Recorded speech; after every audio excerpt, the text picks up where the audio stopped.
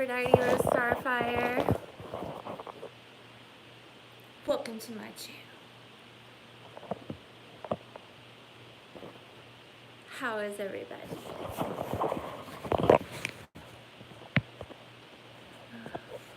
Just making sure my chat is up.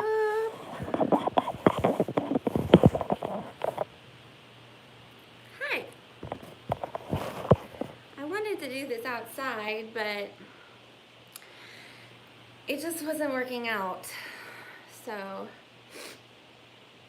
yeah. Today we are going to learn more about mermaids. Hi Peyton Samuels. What's up? This is what I'm sipping on. Polar Black Cherry Seltzer. So, hey Elizabeth. Miss Georgia. Nice to see you. Sorry, I need to get situated here to read. Having some technical difficulties.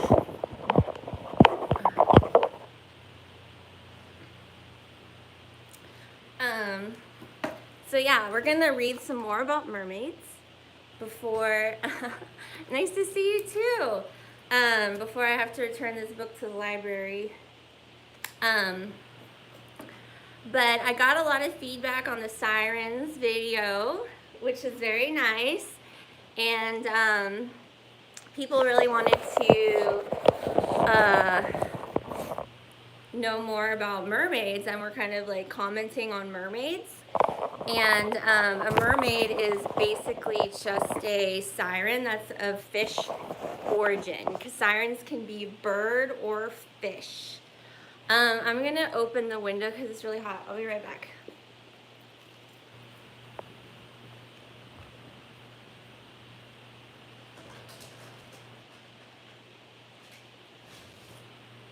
It's hot.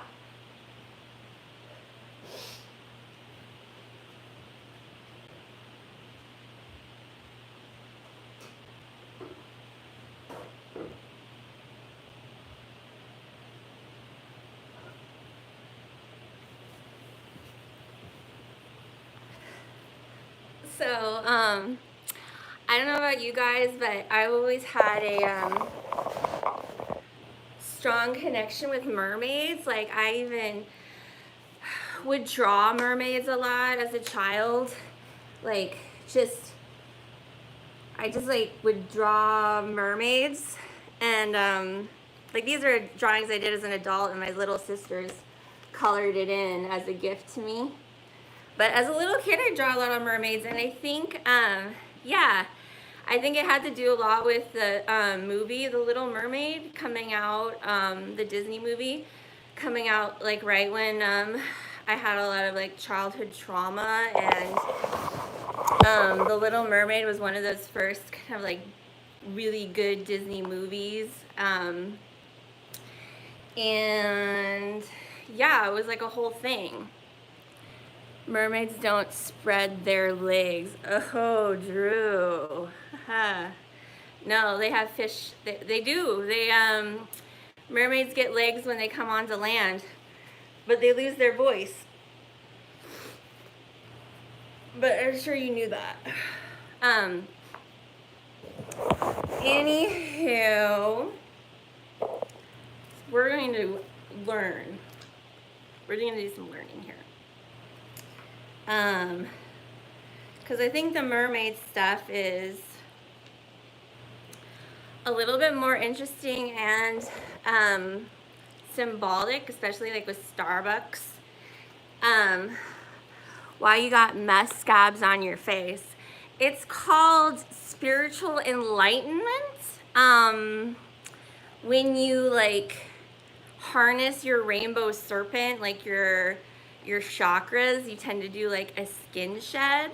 So I know you like to like hang on to those nanos Drew, and you like to like, you know, be in the darkness, but I'm like actually spiraling out and like growing unicorn horns and stuff. So anyways, we're gonna learn about mermaids. So they are fish formed sirens. While we follow the classic sirens through their last evolution, another type emerged that would prevail over all others, the fish-formed siren. Once the bird's feathers disappeared, the lower part of the new hybrid acquired one or two very visible tail fins. The sirens became mermaids. In the tracing this astonishing zoological mutation, an intriguing possibility emerges. Perhaps a banal error was made by a scribe, attributable to an homophony or paronymy. Wing and fin in Greek are both designated by the same word. It's tigurian. It kind of looks like pterodactyl. In Latin, only a vowel separates penis and pinus. Leafing through the works of Baltrusatus, that great explorer of forms, one sees that the most inconceivable combinations of animal parts, the most fantastic hybrids, have often been created by imperfect interpretations of ancient texts. Quotations from Aristotle or Pliny, the Physiologus or Isidore of Seville being taken literally. It is precisely in this nomenclature and in these descriptions that the designator finds the reasons for his most absurd compositions, in which, literally interpreted, normal specimens became monster. The dolphins, which, according to the ancients, were fish with eyes on their backs, mouths on their bellies, and voices similar to human lamentations, are incarnated by the sea sirens, conforming to the definition, faces possessing only the nose, eyes situated behind the shoulders, and jaws with two fangs opening on their chests. The exceptional nature in this case should not escape us. No centaur, no sphinx, no dragon ever changed so. This dual representation of the sirens is one more confirmation of the traditionally dual nature of their symbolism. Their changing form, ready to embrace the newest semblances, is suggestive of uncommon qualities of metamorphosis, which have evolved over the centuries. From the exterior point of view, the new hybrid has distinct ancestors, which could be traced back to Vishnu, seen for the first time by men in the form of a fish after the millennial struggle with Hayagriva, the demon who stole the sacred texts, taking them with him to the bottom of the sea. Or else, even further back in time, to Ea, the lord of the ocean and the abysses, residing in the very dwelling place of knowledge, upon which the earth floats. Ea, Enki in Sumerian, Ea in Akkadian, had a triple nature, human, fish, and goat. A god-ruling magic, he taught men the first notions of civilization by means of an incarnation living in the Persian Gulf named Oannes. Here's a picture of a mermaid here.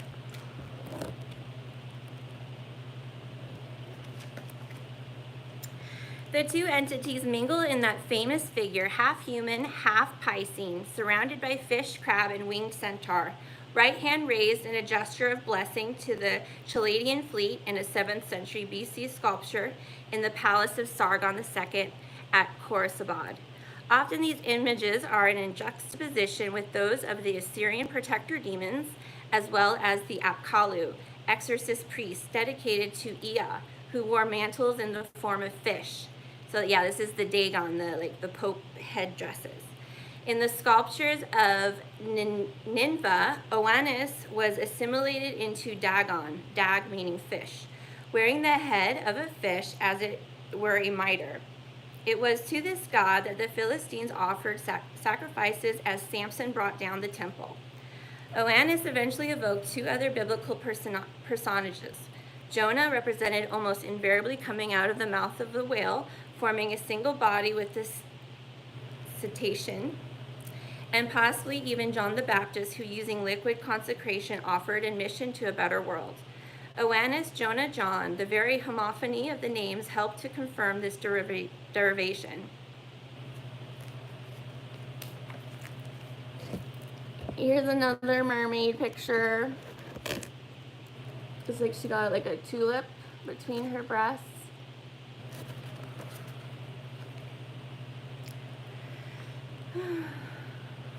Or maybe it's a rose. There is considerable divergence concerning the female ancestry of the fish sirens. Usually the trail leads back to certain divinities well known at the time of Alexander and venerated subsequently in the Temple of Bel at Palmyra during the reign of Tiberius. From there, a long sequence of somewhat loose, if not arbitrary, associations began. First, there was Atargatis, the Semitic goddess of the moon, then Egyptian Hathor of the crescent moon, and the Phoenician Astarte, a celestial divinity whom maidens brought offerings of clothing stained with their menstrual blood. Subsequently came Atarata of the Syrians, whom Queen Semiramis herself recommended as an object of devotion, identified by Diodorus Siculcus with Dersato. All of these goddesses have been, for one motive or another, seen as one with the Anatolian Magna Mater, the goddess of Byblos, and even Ishtar. These are preeminently fertility goddesses, the great maternal figures of Asia Minor, almost always carrying a wheat stalk as an attribute. That's interesting, like the wheat with Ukraine is like symbolized with wheat, and Ukraine is the trident. So that's interesting that like the fish and the trident, the mermaids go with wheat. Because you wouldn't really think that a mermaid would go with wheat.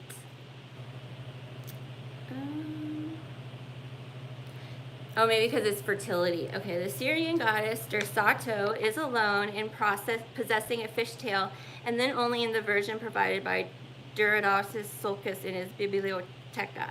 He tells the following story. By will of Aphrodite, Dersato was filled with desire for one of her priests, but when the union was consummated and produced its fruit, she was overcome with remorse, killed her lover, and abandoned the female infant in the desert. Then, intent on committing suicide, she threw herself into the waters of Lake Escalon, but only succeeded in obtaining a fishtail as a sign of her transgression. The infant's life was saved by doves, who kept her warm with their feathers and nourished her with milk and cheese brought in their beaks from Simus, a shepherd of the royal flocks. Later, when informed of her identity, the man adopted her, giving her the name Semiramis. Consequently, both fish and doves were considered sacred by the Syrians. Lucian, in 125 to 192, described having witnessed the ceremonies of Hierapolis to honor the Dea Syria.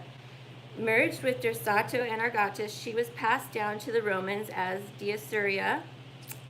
I want to skip over this stuff. This is a cool picture. It's an album cover. What are you guys talking about? This is cool. Yeah. Has anybody actually seen a picture of Jew's kid? All right.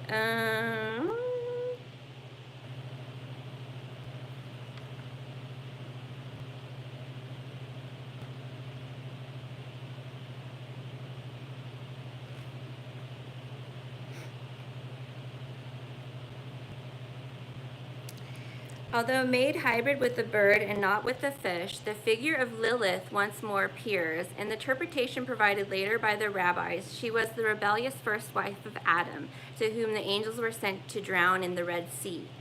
They spared her on the condition that she desist from harming children baptized with their names, because Lilith, inspired by her hatred for the descendants of Eve, had persecuted women in labor and children. In this vein of feminine associations through the word mar, or mare, which means sea in Latin, together with yam, the Hebrew word for sea, the sirens were assimilated with the Miriam, pronounced in Arabic marjam, and later the Virgin Mary and Stella Maris, star of the sea. So anything mar is like Mari, Mary, Mari is the mare, is sea. As with the bird women, any resemblance to the sirens is not based on their specific function, only their status as female sea deities. In terms of function, there exists instead an evident convergence with the Hindu sea nymphs named Apsaris from the Sanskrit ap, meaning water, and sara, which means that which moves. However, these would appear to be much later, as the ancient poet Valkmi does not mention them, reference being made only in an apocryphal book of the Ramayana. It tells of the myriad apsaras generated from the deep foam, splendidly beautiful and decorated with celestial jewels. Musicians and dancers inhabited of the waters and the clouds of Indra's heaven. They descend to earth in the most unexpected guises, intent on seducing hermits. This is a picture of serpentine siren stabs Adam in the Garden of Eden. So here is the serpent is represented as an actual siren stabbing Adam.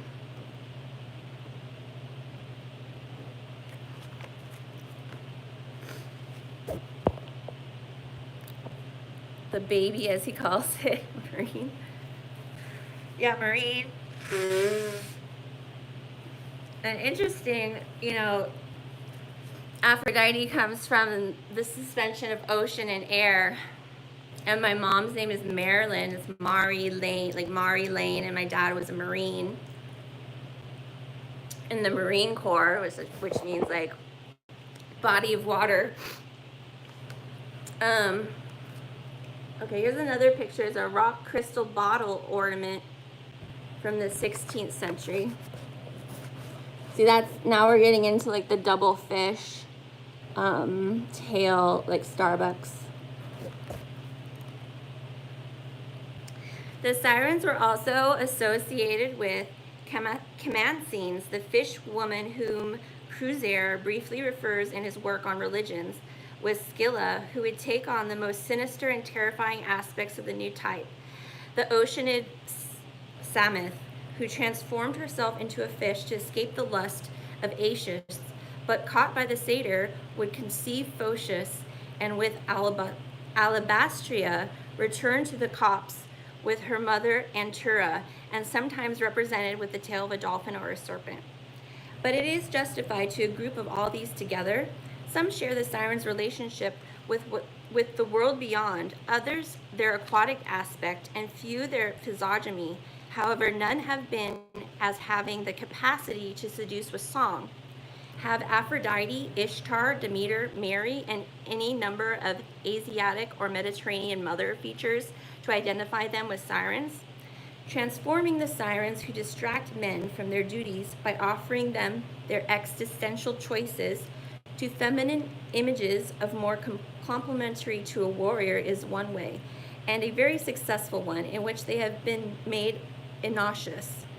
As Joyce Luso suggests, the view of the Sibyls as prophetesses and female dispositories of wisdom on agriculture and animal breeding, craft, and medicine, who found themselves exiled from power to be thence considered merely mothers or whores, even relegated to a chimeric dimension, as Act 1 also for the sirens. So that was saying basically the women with the knowledge of medicine and agriculture were considered demonic and then given attributes of animals when referred to. The sirens were defeated, as we know, and every defeated divinity either becomes negative or else is so dismembered and encumbered with the attributes and peculiarities of emerging divinities as to be effectively eliminated. Even clinical psychiatrist and Jungian analyst Jean Shinoda Bolin, at the time of writing Goddesses in Every Woman, 1984, recognized only the victorious classical goddesses of Olympus. Ulysses relates just with Athena and Persephone. Sirius and the dog days, and even the moon, become the exclusive terrain of Artemis, the huntress, armed with bow and quiver. No trace of the sirens. And yet, how many women could have identified with those lost goddesses, bearers of a message to which man is afraid to listen? Turning now from the sirens' female lineage, we can recall their male ancestors in the ancient marine pantheon. Their fish form demonstrates their descent from Achilles and their link with Oceanus, Triton, Nereus, Helios, Ponthus, Phorus, Glaucius, Phalanthus, and Taurus, the son of Neptune and founder of Tarentum, all half men and half fish. Capricorn might also be included, as his Earth association does not prevent his being represented with the tail of a fish, the prize for having found the concha auriculae, which Zeus used in defeating the Titans. In Plato's thought, it is through his constellation that souls enter Hades, while those to be reincarnated leave through the constellation of Cancer. Okay, so Plato thought that if you go to Hades, you go through the constellation Capricorn.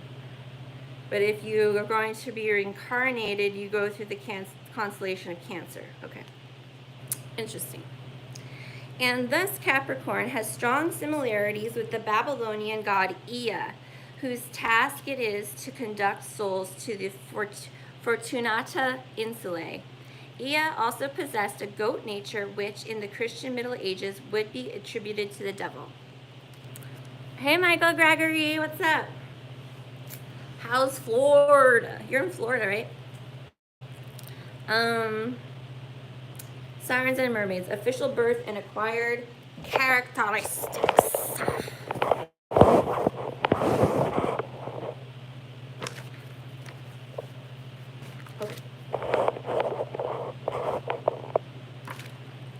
Contrary to what once was commonly believed, fish-formed and winged-formed sirens shared the same cradle. Two exceptional finds can be considered proof of this one. One is a 2nd century BC vase from Megara in the National Museum of Athens, and the other is a 1st to 2nd century Roman lamp in the Royal Museum of Canterbury. Represented on them are Ulysses and a siren with a dolphin's tail emerging from the waves, evidence that the later type was also of a Mediterranean origin. This is Alexander the Great on one of his many dives among fish and amphibian women, 15th century, from manuscript 59 of Roman de Alexandria. So I guess Alexander the Great did kind of scuba diving adventures in a cage. I didn't know that.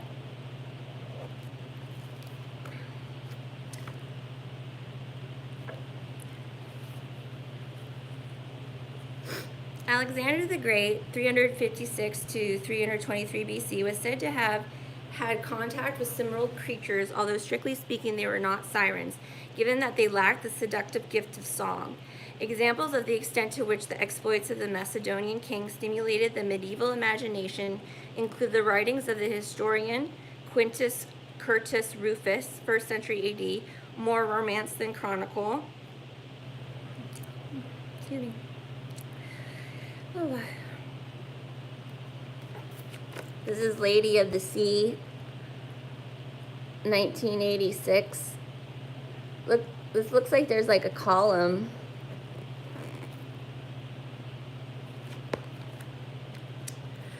Tales abound of the fabulous beings that announced both Alexander's birth and at the end of his brief life in Babylon.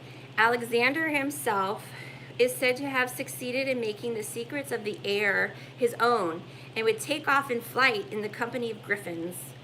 In a primitive bathscape, he went in search of the water of eternal life and encountered amphibious women perfectly adapted to underwater life.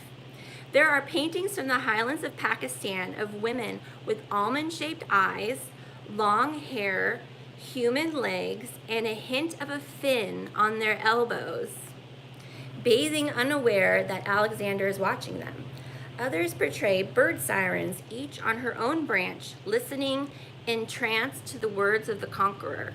A sea legend from the Near East tells that of some of those sirens, known as the Sisters of Megalexandros, survived thanks to the water of eternal life which they stole.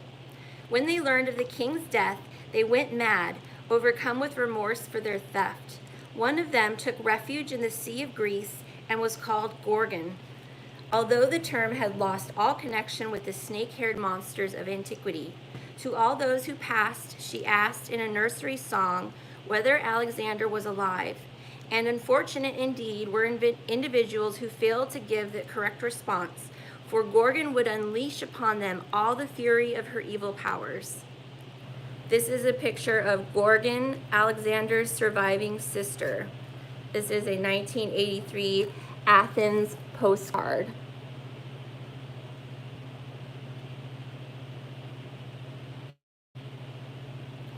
I think it's kind of interesting that the cloud form kind of matches her form.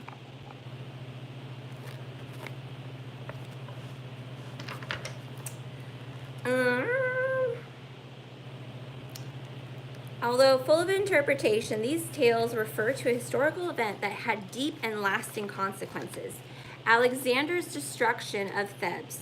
Reacting in anger over the false rumor of his death, he spared only the house of Pindar and the temples.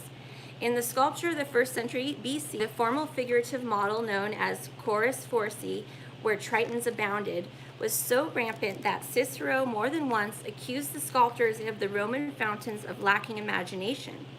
Horace, 65 to 8 BC, in the opening of his Art of Poetry, teases them with a description of an improbable fishwoman, which was extensively quoted, the humor often lacking. I'm going to skip that.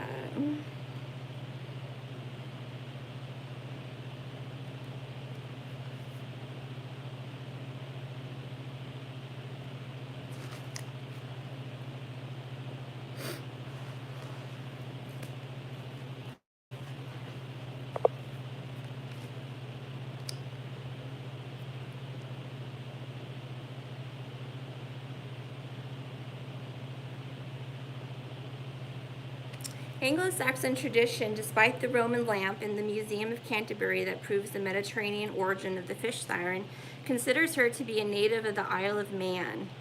There's a lot of stuff with the Isle of Man and tied to Trump. The Isle of Man has its, I did a video on it actually, its coat of arms is like 3 legs, like a leg from thigh to foot, 3 legs in a spiral. Oh, my leg's falling asleep.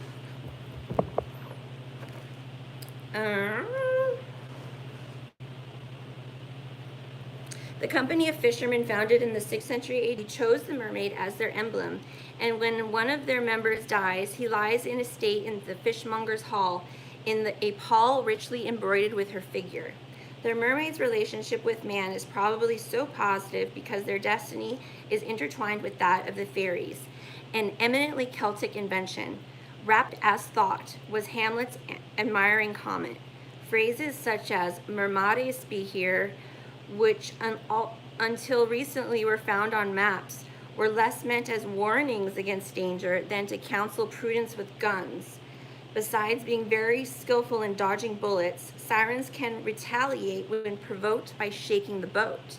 A law on the books in England until the 12th century claimed for the crown all mermaids found in British waters.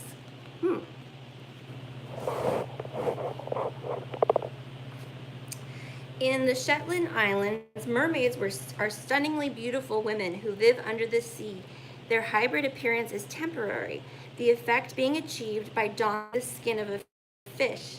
They must be very careful not to lose this while wandering about on land, because without it, they would be unable to return to their underwater realm.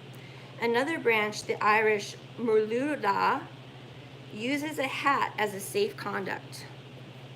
It is worth noting that the affection with which William Butler Yeats treats the mermaids in his collection of fairy tales from the Irish oral tradition. He fuses Celtic paganism with the devils and saints of Christian tradition and colors them with romanticism. Here is how he delineates the watery fairy archetype. Sometimes they come out of the sea and wander about the shore in the shape of little hornless cows. They have, when in their own shape, a red cap called a coholandruith, usually covered with feathers. If this is stolen, they cannot again go down under the waves. Red is the color of magic in every country and has been so from the very earliest times. The caps of fairies and magicians are well nigh always red. Interesting.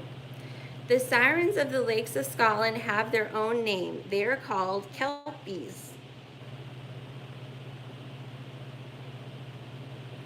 This This is on the London Bridge from 1500. A picture of a mermaid holding a mirror.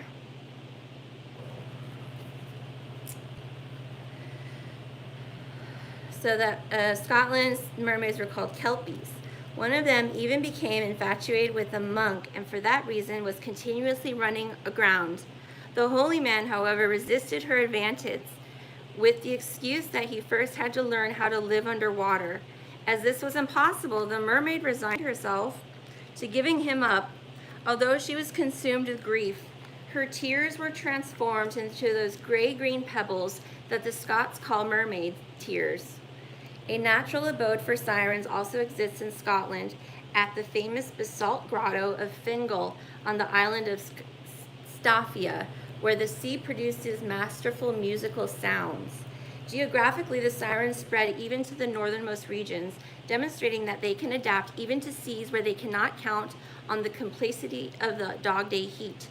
The Marger, the famed Scandinavian mermaid, preserves the memory of the Latin seas only in her name, for her body consists of an equine head, which is a horse, protruding ears like horns, 2 stumps for arms, swelling breast, short hands with webbed fingers, cetacean or serpent's tail. I think it's cetacean or serpent's tail. With such oddities, it is difficult to see what aesthetic value in her green eyes, flowing hair, or powerfully attractive voice could have. King Olaf of Norway, 995 to 1030, in his piratical escapades, countered and killed a marger, running it through with long spears. Many are inclined to interpret this event as an allegory which the defeated siren represents paganism, which the Viking king, a future saint, was obliged to annihilate.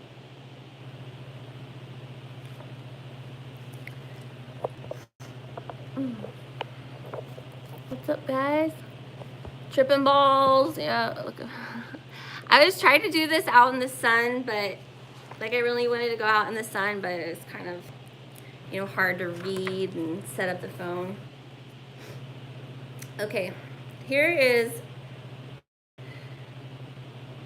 a little picture. I guess they called little pictures bestiaries in the Middle Ages. Here's a little bestiary picture. It was like a tree of knowledge, and then a siren with wings and a fishtail. Departing from the Liber, medieval bestiaries continued to make entries under the heading siren, often less than rigorously, at times moved by the fever for cataloging. Frequently, tales were padded out with the deeds of Alexander the Great and St. Olaf, or travel accounts of such as St. Brendan, the Irish monk who situated paradise in the Atlantic and recorded his wanderings around the world in drawings.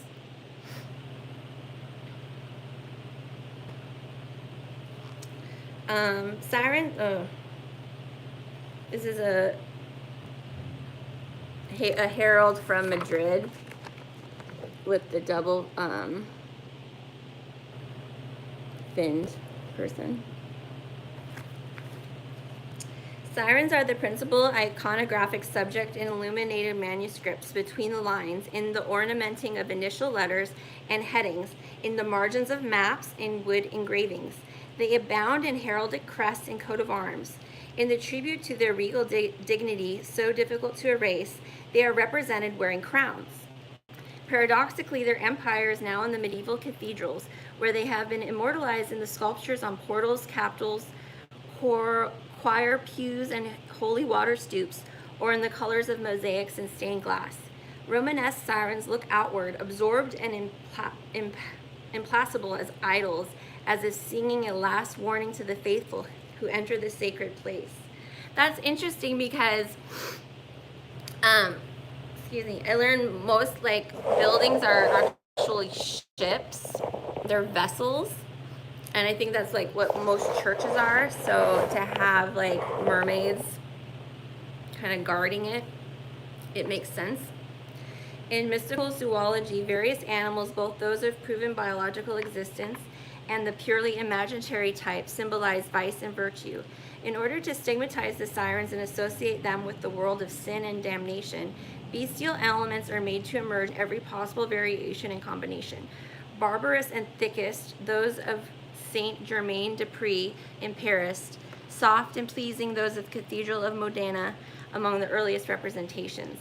Exemplary is the siren depicted in the floor mosaics of the Cathedral of Otranto in true Romanesque style, in a tondo with small thread-like plates and heavy earrings, surrounded by Solomon and a mounted bulgar, an octopus, and an ostrich. This is in the Cathedral of Otranto.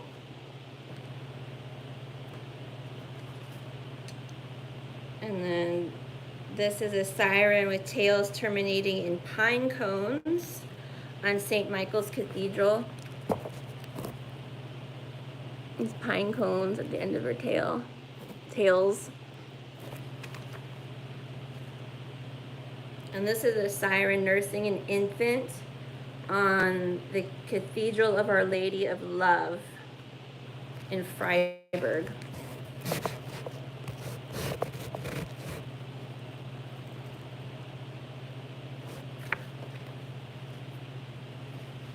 We see them accompanied by, hi Genevieve, woo! We see them accompanied by lions and unicorns, harpy, sphinx, hydra, gorgon, phoenix, two-faced Janus, Argo of the 100 Eyes, brew cranes and rams, acrobats, asses playing harps, centaurs, chimeras, basilics, salamanders, dragons, and unknown varieties of mythical fauna.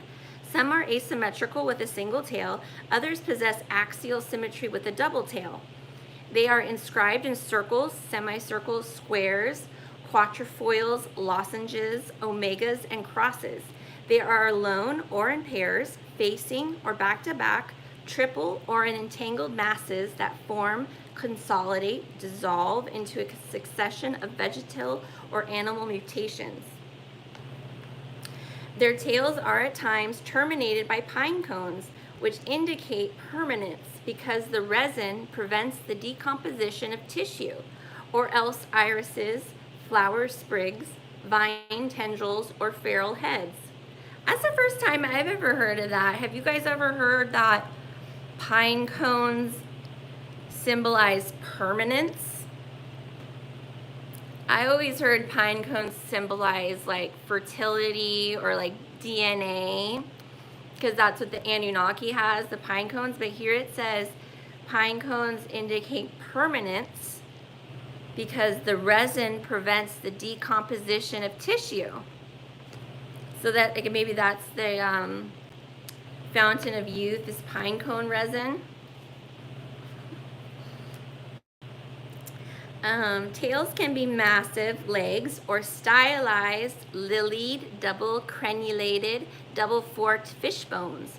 For the first time, sirens with the tail of a serpent, an inquituous sign of their diabolical aspect, are seen.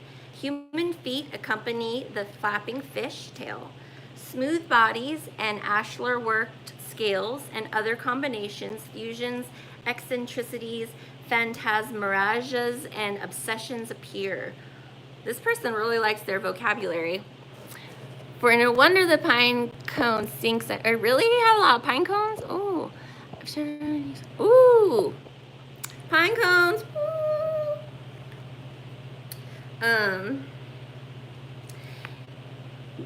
This is sirens playing a viole and holding an infant.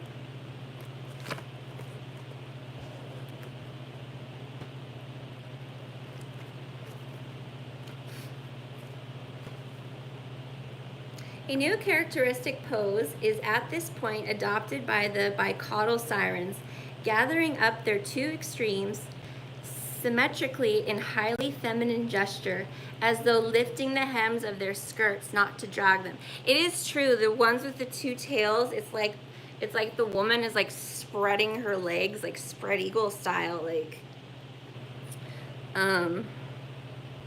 It is interesting here to consider a comment made by Sir Lot, who suggests that the turned-up tail is an infernal parody of arms raised in adoration.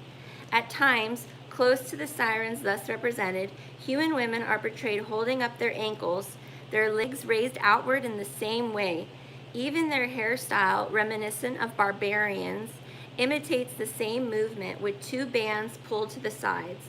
In some examples, artists portray the sirens in the role of nurse, holding their infants. We might cite the sculptures in the cathedrals of Cologne, Auxerre, and Beauvais. The siren with the folds on her abdomen would appear to have repeatedly given birth. Freiburg, where the infant holds a bird. Basel, here it holds a fish. And Lyons, in bas relief, stands the family trio. A crowned siren to the right holding her infant, and to the left playing the vielle, a symmetrical figure made ambiguous by erosion, either another siren or a bearded triton who would obviously be the father of the creature. Often the later model alternates with the ancient one, bird woman in the text, fish woman in the illustrations, as facsimiles of the famous Physiologos, which originally contained only the winged women. This we see in both the 9th century Bern manuscript, which was the work of School of Reims, and 4th century Brussels manuscript. Depicted in the latter are sailors in a catatonic sleep and a female creature named Sere, who has many wings at her wrists and a tail lilied at the end. The two traditions are also exist side by side in the Bestiaires Divine 1211 of Normandy. The siren who sings so sweetly and enchants folk by her song affords example for instructing those who through this world must voyage. We who through the world do pass are deceived by such a sound, by the glamour, by the lusts of this world which kill us when we have tasted such pleasures. Wantonness and bodily ease, and gluttony and drunkenness, slothfulness and riches, palfreys, fat horses, the splendor of rich draperies, so great are our delight in them that perforce we fall asleep. Thereupon the siren kills us. In the Otia Imperialis, which appeared between the 12th and 13th centuries, Gervais follows the theme of the Physiologos. However, he changes the word bird to fish. With the figurative sense lost, a truly blood-curdling image results. At that point were they attacked by sirens who threw themselves upon their bodies, tearing their flesh and devouring them. It was left to the Bestiaires de l'Arsenal, 1214, which still follows the Physiologos, to confirm that this physiological trait in the sirens and also to determine the current types. Two formed like fish with single or double tail, and one winged with the illustrations accurately correspond.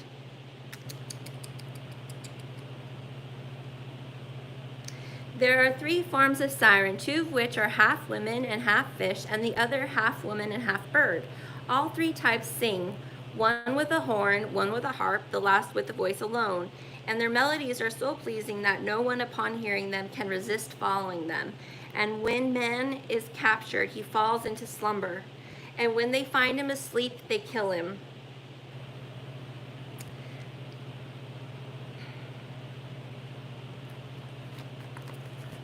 Another picture. She has wings and a serpent. This is the Sere.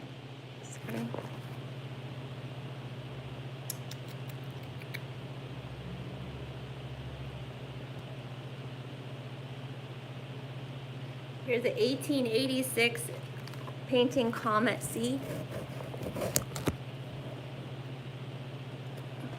She's on a, is that a chest?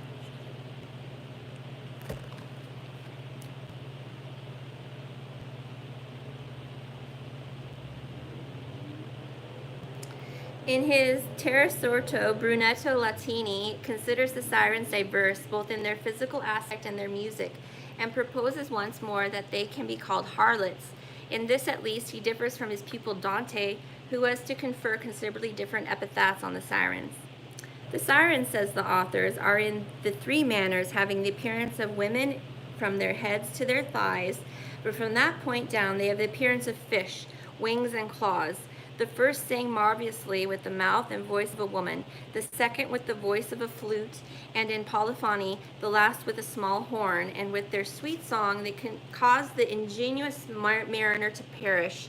But in truth the sirens were three strumpets, who drained man, reducing him to poverty. And history tells us that they had wings and claws, symbolizing love, which flies and wounds. And they lived in the water, since lasciviousness was made up of moisture. Interesting. Guido de Columnus, 1210 to 1280 of Messina, rewrote in Latin prose the Roman de Troyes. The fish sirens, by that time thoroughly established once again, entered the narration of the return of Ulysses to Ithaca, but in this more modern version bore important changes. The song so inebriates the souls of the unfortunate seamen that they, upon hearing it, threw off the weight of all preoccupation, as its sweetness caresses their hearing, causing them practically to forget themselves, no longer eating or drinking, while in a torpor alights upon their souls, and they fall into a deep sleep. A torpor is what a hummingbird goes into when it's a slowing of the heart rate, so that they can sleep without eating. It's called torpor. It's like a suspended hibernation, suspended animation. When the sirens see them sleeping, they overturn the ships which, without their helmsmen, sink. Thus the seamen drown in their sleep. I encountered those sirens, and to avoid my companions being ensnared, I stopped upon my ears and theirs, so as not to hear anything of their song, and this way my companions and I defeated them. We killed more than 1,000 of them, after which we passed their island unscathed, the danger past. This is another bestiary from the 12th century. And they got some saggy titties. This one has bird feet and a fish tail, and then wings at the waist.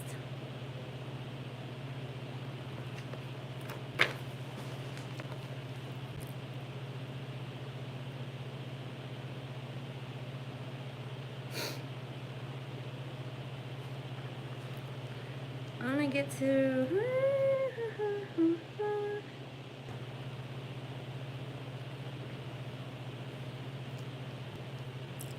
Okay, so I'm going to get to the new attributes, new symbols, and new associations. All ornithological traces lost, the sea element became accentuated in the fish sirens. Away from the air, which gives lightness and like fire tends upward, their point of reference became mainly water, the element that, like the earth, tends downward.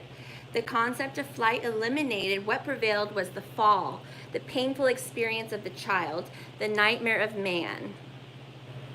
That's interesting because that's like what I tied my mermaids to, was my childhood trauma.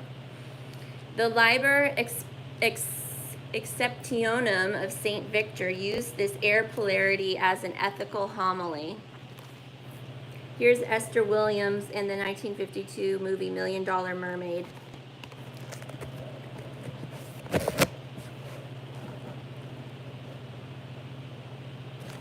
Here's another mermaid statue.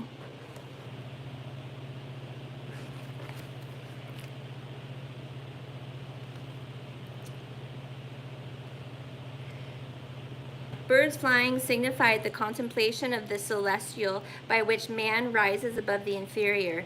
Fish signified the villains, since they never left the place where they were created. The upper waters signified the good, who merit salvation, and the lower waters the bad, who deserve damnation. But what are these waters? The unclean, the fornicators, concubines, the incestuous, adulterers, misers, thieves, predators, drunks, perjurers, the hateful, murderers, and those for whom women is an object of concupiscence. Water is the dominion of fish, which, unlike other animals, we picture in all roles, as they devour or are devoured, as dictated by the strong interdependence that exists in the aquatic realm. And the fish, the term here intended in the broad sense, with sea fauna and sea mammals included, is another ancient symbol loaded with values and, as we have seen, sacred and untouchable for the Syrian goddess of Derceto.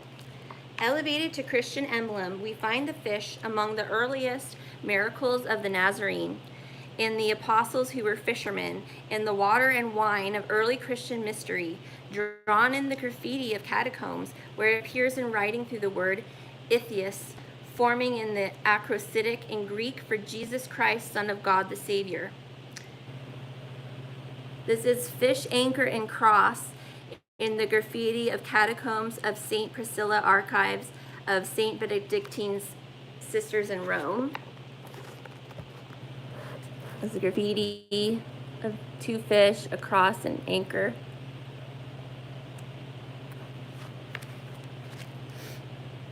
Oh, my nose. Has anybody's nose been running a lot? Ooh, look, flows of French. Yeah, lots of French.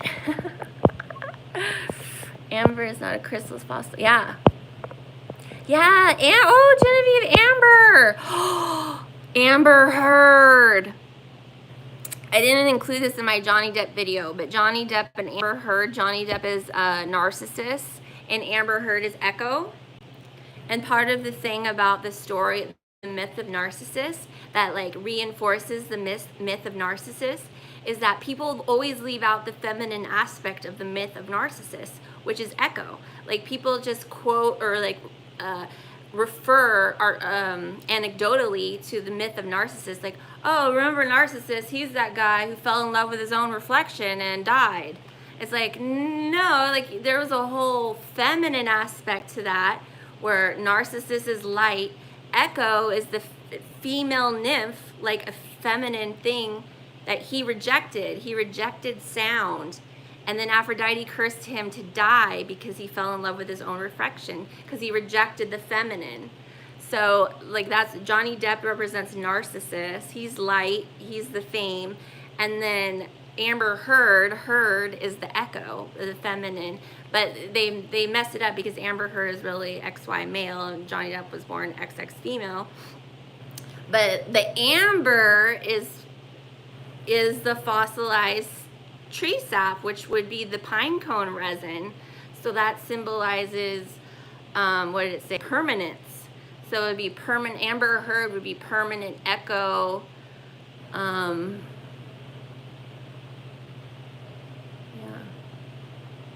What did it say the pine cone represents? It was...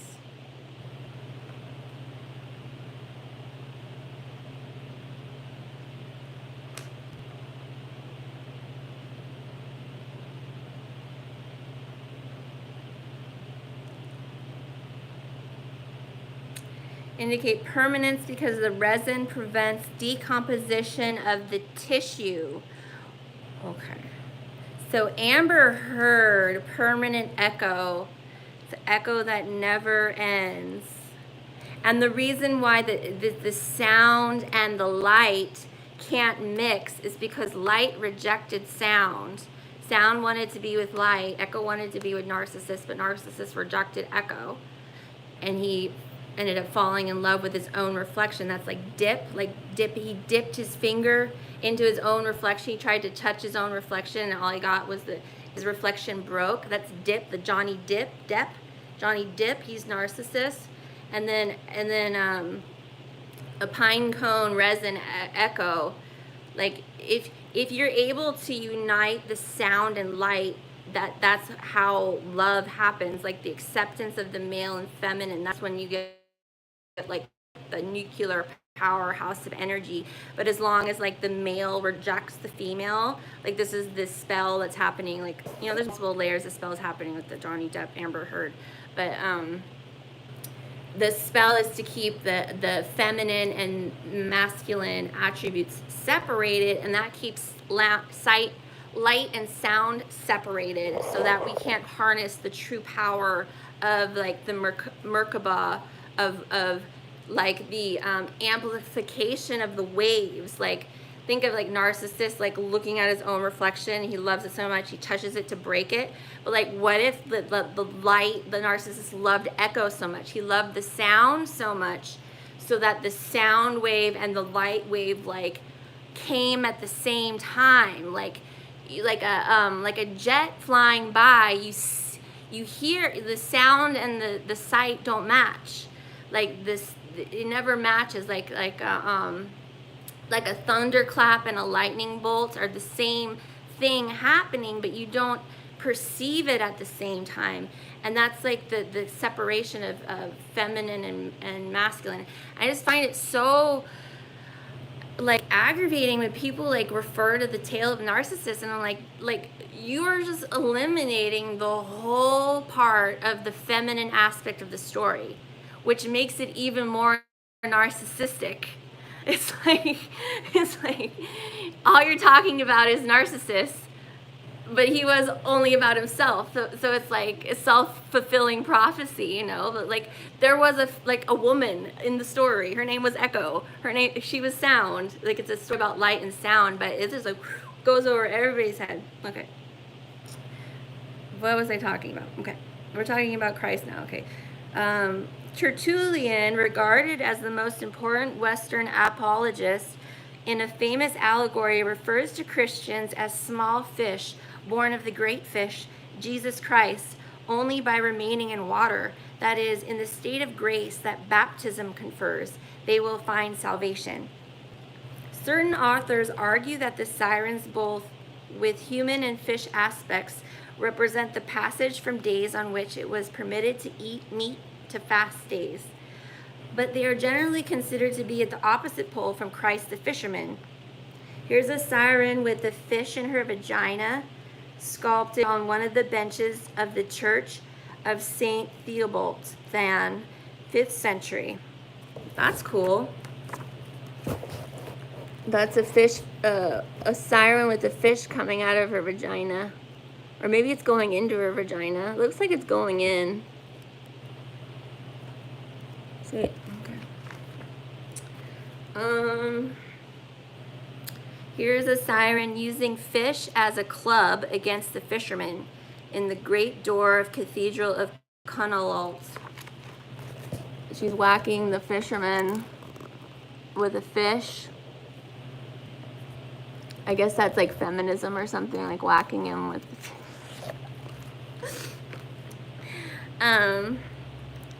They too catch the faithful fish who approach and demand proof from them, but instead of elevating the fish to the heavens and offering them eternal life, they plunge them into the dark abyss of the sea. We see the sirens brandishing fish like clubs and threatening sailors in the cathedral at Connaught. We see them strangling fish, squeezing their gills at Saint-Germain-des-Prés, hitting them with cudgel, disemboweling them with knives, and one holding them in her vagina at Than, either because she is giving birth to the fish or else using them as blasphemous instruments of masturbation. Ooh, fish masturbation. Okay, these are sirens ready to attempt the survivor. Oh, nasty. Sirens tempting the survivors of the flood? Those nasty bitches. They even tempted Noah? Why didn't they get a ride on the ark? I guess the fish all get to survive the flood. Those sneaky bitches. Okay. We see them swimming in the waters of the great flood, awaiting the survivors of the ark. In some images, the fish women merge with the serpent woman. We see them as accomplices of Eve, piercing Adam with the dagger of eternal death, or tormenting the flagellant Christ. Okay, so here's a serpentine siren tormenting a flagellant Christ from manuscript 428. So here's Christ beating himself, whipping himself on it looks like an arbor, like it's not even I guess that's a cross. And then he also has It's either a sword or a feather. I can't tell. And then here's the siren poking at him.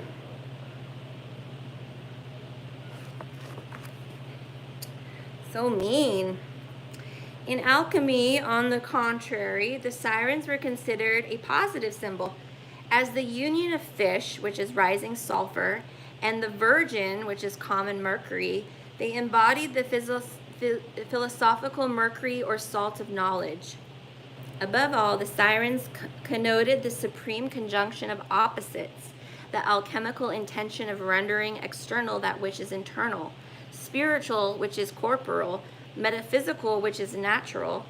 In this sense, they can be associated with the Trismegistus and the works of Albert the Great.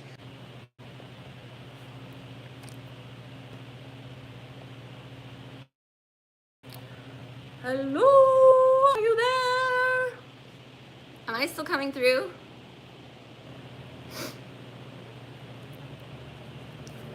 Are you guys still there? Can I get a thumbs up? Are you there? Are you guys still there? Can somebody comment? Hello?